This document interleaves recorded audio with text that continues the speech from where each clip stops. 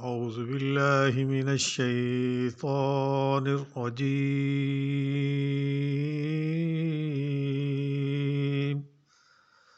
بسم الله الرحمن الرحيم.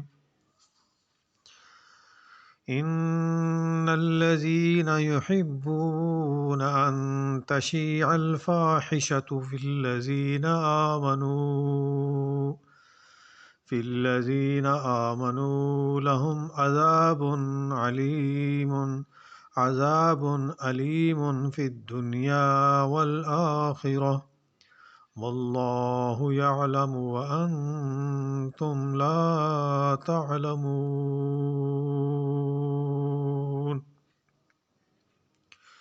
ارشاد باری ہے، جو لوگ مسلمانوں میں بے حیائی پھیلانے کی آرزو مند رہتے ہیں ان کے لیے دنیا اور آخرت میں دردناک عذاب ہے۔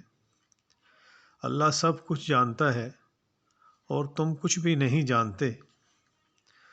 فاحشہ کے معنی بے حیائی کے ہیں اور قرآن نے بدکاری کو بھی فاحشہ قرار دیا۔ بنی اسرائیل اور یہاں بدکاری کی ایک جھوٹی خبر کی اشاعت کو بھی اللہ تعالیٰ نے بے حیائی سے تعبیر فرمایا ہے اور اسے دنیا اور آخرت میں عذاب علیم کا باعث قرار دیا ہے۔ جس سے بے حیائی کے بارے میں اسلام کے مزاج کا اور اللہ تعالیٰ کی منشا کا اندازہ ہوتا ہے۔ محض بے حیائی کی ایک جھوٹی خبر کی اشاعت عند اللہ اتنا بڑا جرم ہے، تو جو لوگ رات دن ایک مسلمان معاشرے میں اخبارات، ریڈیو، ٹی وی اور فلموں، ڈراموں کے ذریعے بے حیائی پھیلا رہے ہیں اور گھر گھر اسے پہنچا رہے ہیں، اللہ کے ہاں یہ لوگ کتنے بڑے مجرم ہوں گے، اور ان اداروں میں کام کرنے والے ملازمین کیوں کر اشاعت فاحشہ کے جرم سے بری و ذمہ قرار پائیں گے۔ اسی طرح اپنے گھروں میں ٹی وی لا کر رکھنے والے، جن سے ان کی آئندہ نسلوں میں بے حیائی پھیل رہی ہے، وہ بھی اشاعت فاحشہ کے مجرم کیوں نہیں ہوں گے؟ اور یہی معاملہ فواحش و منکرات سے بھرپور روزنامہ اخبارات کا ہے۔ ان کا بھی گھروں کے اندر آنا اشاعت فاحشہ کا ہی سبب ہے۔